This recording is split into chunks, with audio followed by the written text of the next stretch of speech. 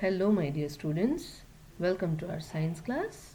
Today we are going to continue with the chapter 2, that is matter around us, pure, with the next topic of the chapter 2.3, separating the components of mixture. Here we will be discussing about the variety of processes used to separate the components present in the mixture depending on the quality, or I can say the characteristics of the components. We have to use the different methods. Now the methods are evaporation, centrifugation, using a separating funnel, sublimation, chromatography, distillation, fractional distillation, and crystallization. Let me tell you one more time. We cannot use the same process to separate the components present in the mixture.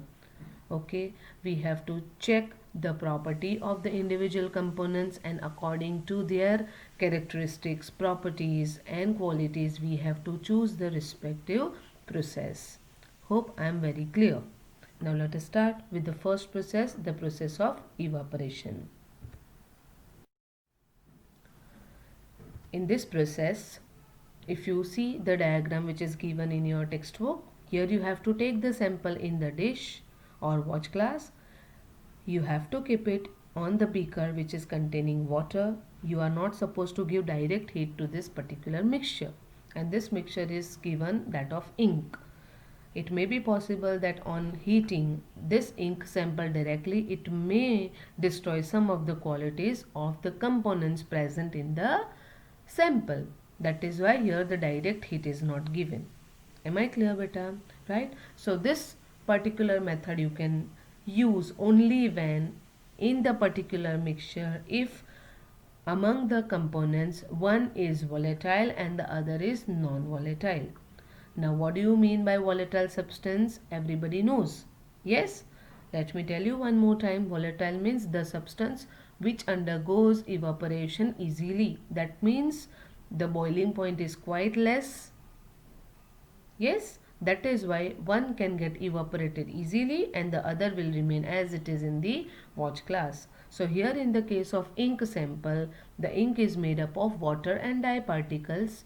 Water is a kind of volatile substance, whereas dye particles are non-volatile substance, right? So here on heating this sample, the water will get evaporated in the vapor form and dye particles will remain as it is in the watch glass.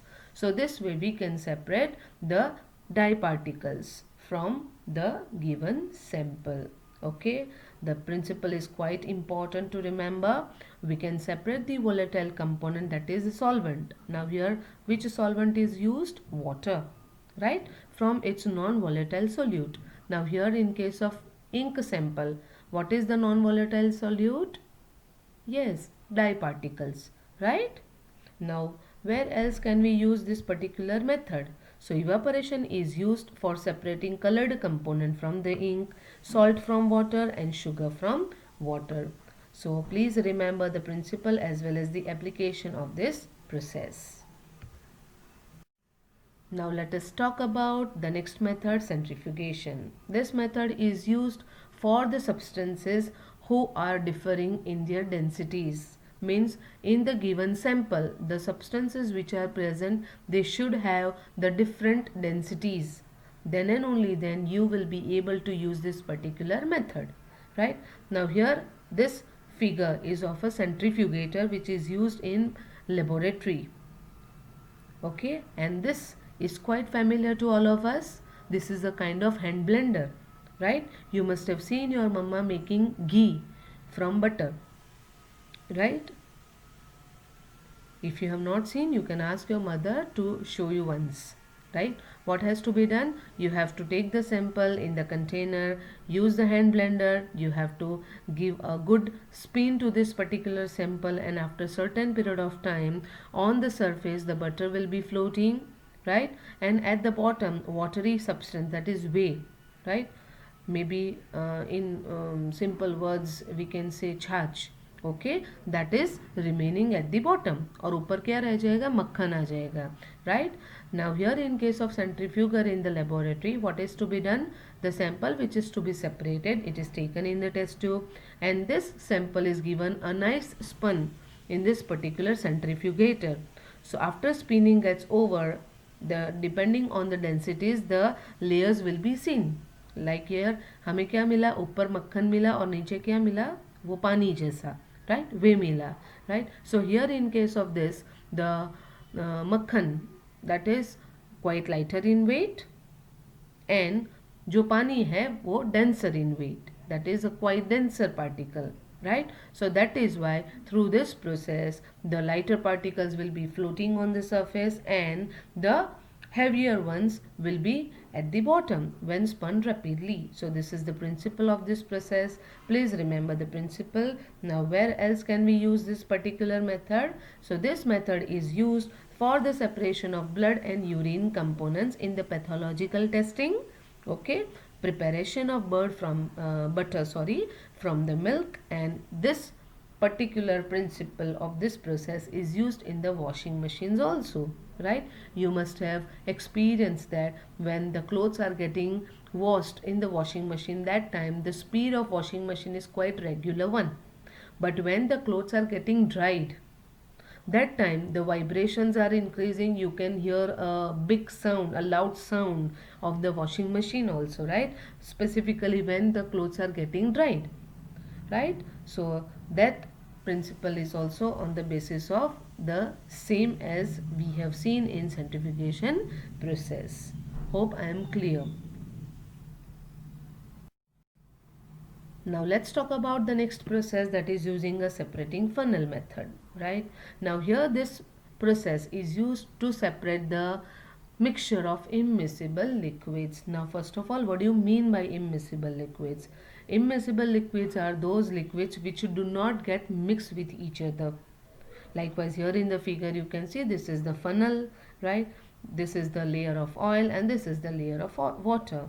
So when the mixture is taken in the funnel, after a certain period of time, two distinct layers will be visible. Why? Because the densities are different. They don't allow each other to get mixed in each other. They are immiscible liquids, right? So after settling down, when you are able to see two different layers, you can easily separate the layer of water when you keep this stopcock on. You have to keep it on, allow this water level to move out. Okay, this way the layer of oil will be collected in the separating funnel and the layer of water will be separated out. Is this clear, beta? Right? So what is the principle? Immiscible liquids separate out in layers depending on their densities. And where else we can use this process? It is used to separate the mixture of oil and water. Not only oil and water, any of the immiscible liquids can be separated by using this particular method. Even it is used in the extraction of iron from its ore. Am I clear? So please remember the principle as well as the application of the process. Fine. Now let's talk about sublimation. First of all, everybody knows what you mean by sublimation. Yes, when the solid gets converted directly into the gaseous state without getting converted into liquid state. That process is known as sublimation. So if we want to use this particular method for separating the components, then what is the most important criteria?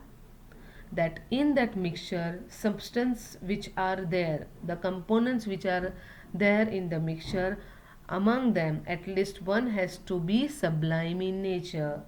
That substance has to undergo sublimation. Then and only then you will be able to use this particular method. Am I clear? Right? So here what has to be done? You have to take the sample into this china dish. This sample is of ammonium chloride and salt. You have to give external heat. Before that you have to cover this mixture with the inverted funnel, and end of the funnel has to be stuck with the cotton plug. Why? Because when we are going to give external heat, the vapors of ammonium chloride will be formed because it is a sublime. It is the substance which undergoes sublimation, right? So here the vapors which are formed of ammonium chloride, they should not go out. They should be collected within the surface of the funnel. That is why the end is plugged. Okay. Now once you will be able to notice that no vapors are formed, after that you have to stop the external heat supply. Allow this funnel to cool down. On the internal surface of the funnel, on cooling, you will be able to notice the ammonium chloride in the solid form. Because it is a sublime, it doesn't undergo liquid state, right? सो जो भी sublimation जिसका होगा वो cool down करके उसका deposition हो जाएगा, right? The vapours will be deposited on the internal surface of the funnel. Hope I am very clear. Okay, so what is the principle? It is used to separate a mixture that contains a sublimable volatile component from a non-volatile sublimable component. Now among these two, ammonium chloride and sodium chloride. Sodium chloride means salt. ये दोनों में से sublimable component कौन है? Sublimable ammonium chloride because it undergoes sublimation, and the non-volatile sublimable component is salt. That is why हमने ये method use की ना. अगर सॉल्ट भी अंडरगोज करता sublimation, so it is not possible for us to use this method, isn't it?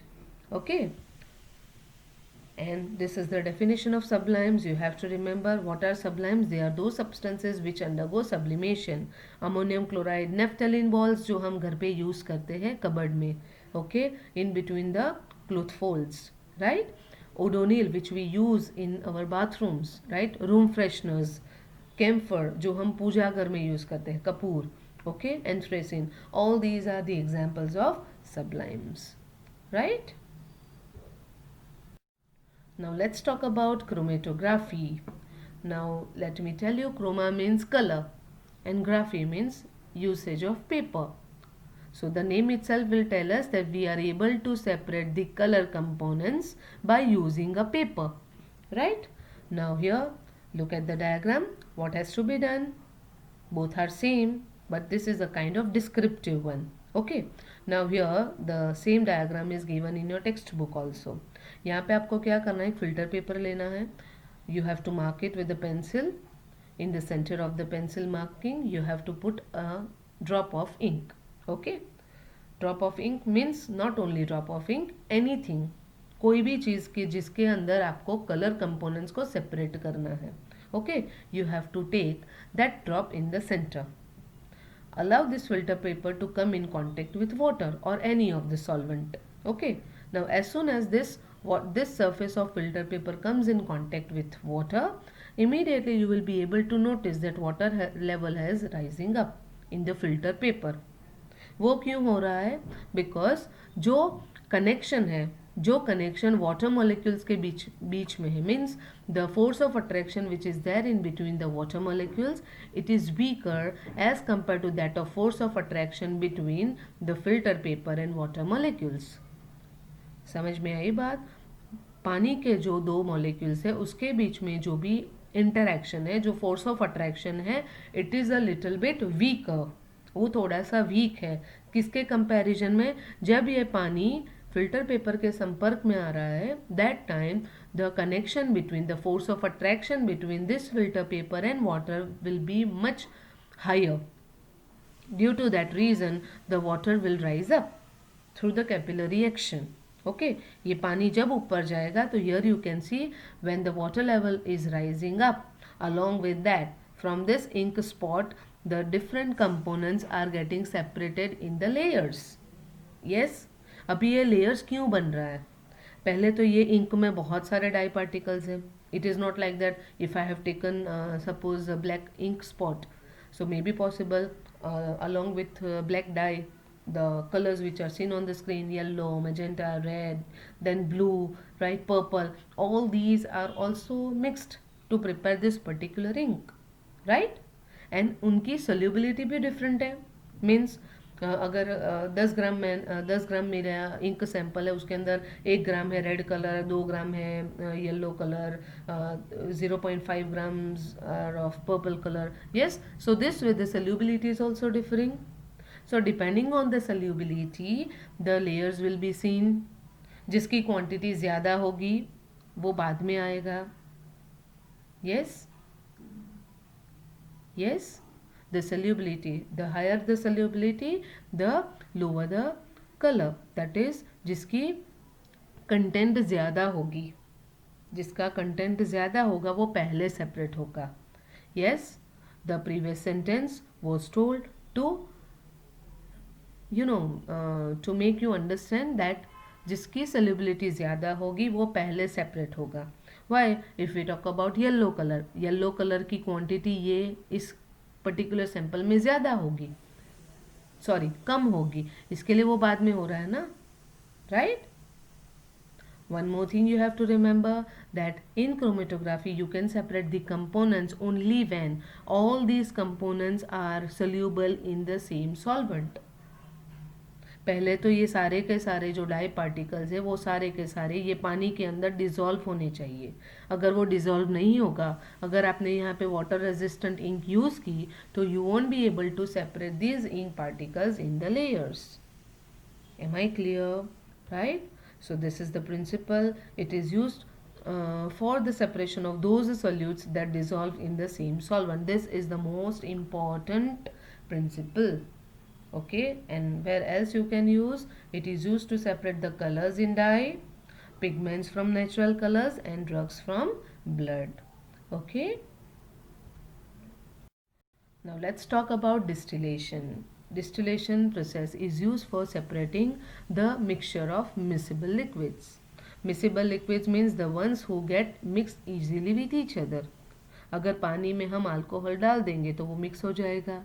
फिर ये दोनों लिक्विड को हम कैसे सेपरेट कर सकते हैं? So these two liquids, they have different boiling points, right? So when the miscible liquids have enough difference in their boiling points, we can use simple distillation process. Here you have to take the mixture in the distillation flask, heat supply करना है. After certain period of time, the vapors will be formed. Yes, ये vapours किसकी होगी? अगर हम पानी और ethanol की बात करें, right? So ethanol, its boiling point is around about 56 degrees Celsius temperature, right? And water boils at 100 degree. So almost 44 degrees Celsius temperature का difference है दोनों में, right? So here the ethanol will get separated first, right? Now why this thermometer is kept? To keep a watch on the temperature. नहीं तो क्या होगा, thermometer नहीं रखा, 56 क्रॉस हो गया, 100 भी आ गया, दोनों वापस यहाँ पे कलेक्ट हो जाएंगे. Are you getting my point? Right. So here first the separation of ethanol will take place, right. This vapors of ethanol will be entering this condenser. Condenser name itself tells that यहाँ पे condensation होगा. Condensation means conversion of gas into liquid. ये cool down होगा, it will get converted into liquid and ethanol will be collected in the receiving flask. Now here जो भी हमें मिला है उसको distillate बोलेंगे. Okay, so this is about the process of distillation. Let me tell you one more time. Distillation process is used for those liquids who have got enough difference in their boiling points. Okay. Now one more process is the fractional distillation. अभी ये भी distillation जैसा ही दिख रहा है, right? Only difference is there in the this apparatus.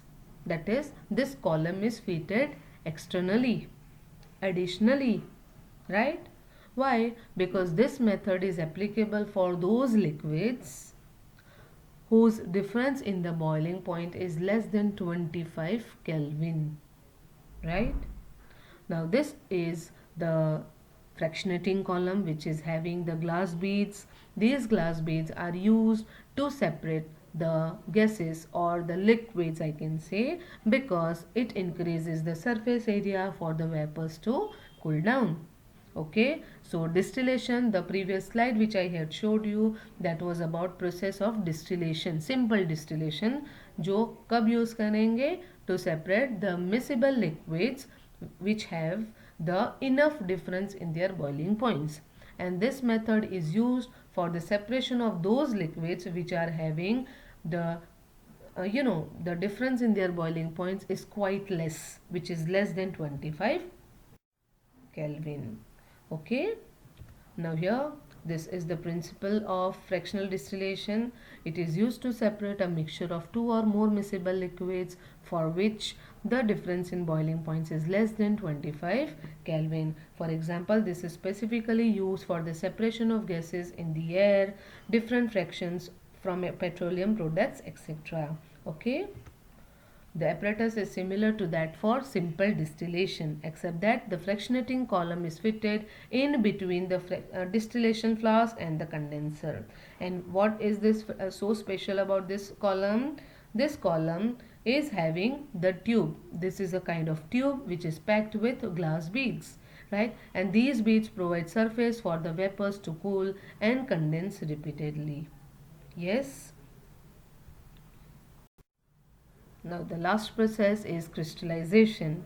Now this process is quite useful for separation of the components in the pure crystal form. If you want to separate the component in its pure crystal form, then you have to use this particular method. Okay, now here what has to be done? जो भी impure sample है आपको उसको पानी में dissolve करना है.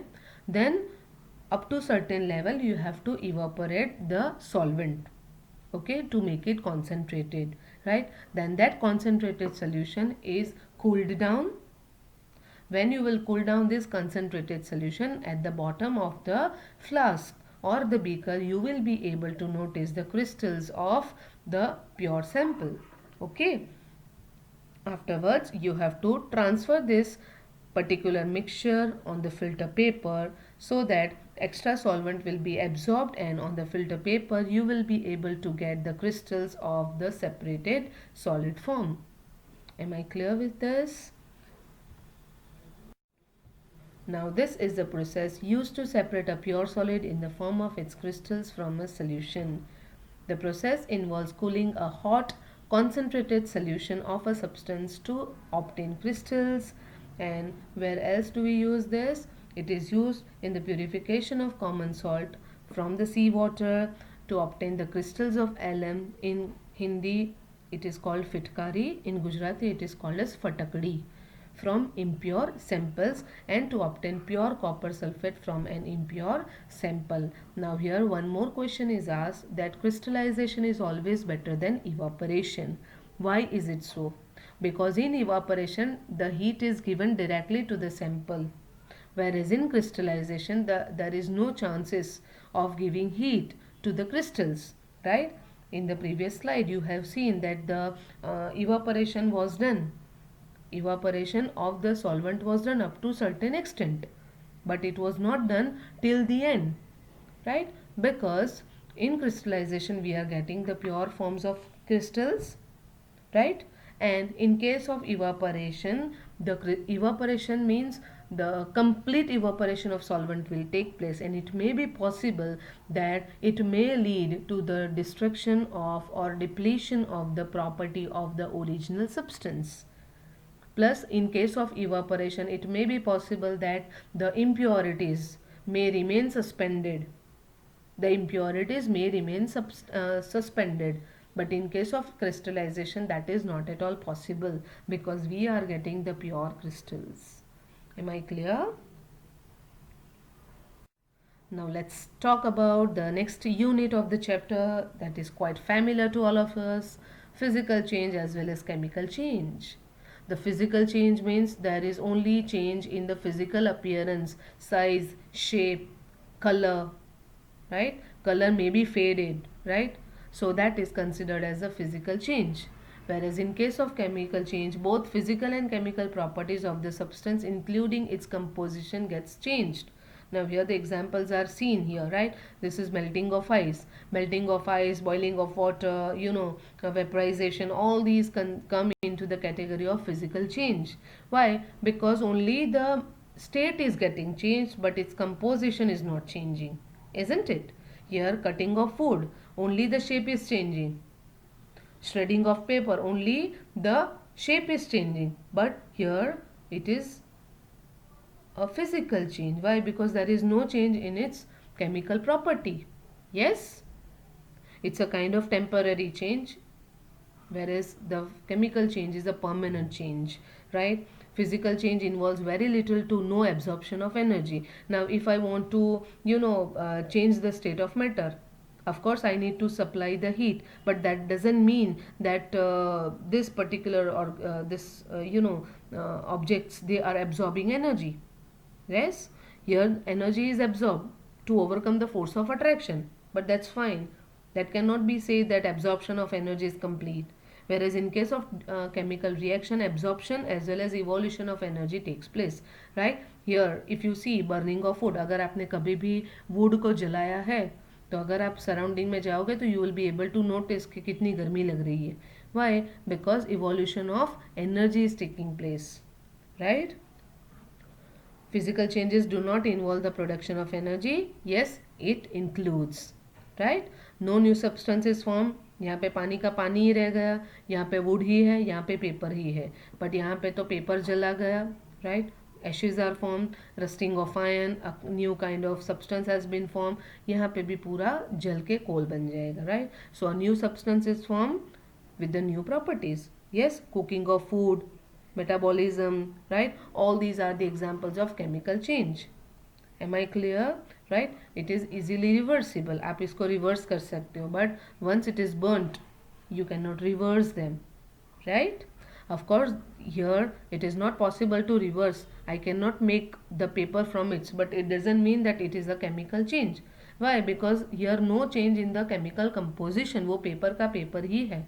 अगर उसको मैं रिसाइकल करूँगी तो I will be getting my paper back. Am I clear? So this is all about physical and chemical change. You have to remember the points of differences along with the examples. So many examples are given in your textbook also. Am I clear, beta? So that's all for today. Thanks for watching. Wish you all a very happy learning, right? And stay tuned for the next video. Thank you. Have a good day.